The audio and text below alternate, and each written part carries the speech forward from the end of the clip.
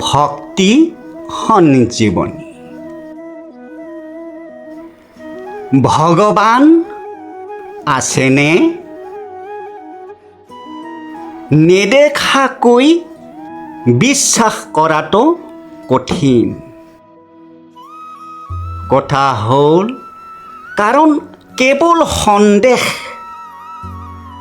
অবিশ্বাসেই জীৱক অজ্ঞানে ঢাকিছে।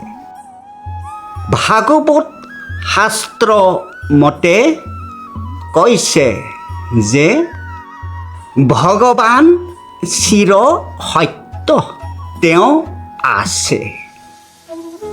বিশ্বাসেই হ'ল আদি মূল কথা। হৃদয়ৰ মাজে জুমি চোৱা পাবা, সকলোৰে দেহে কেহে তেওঁ আছে।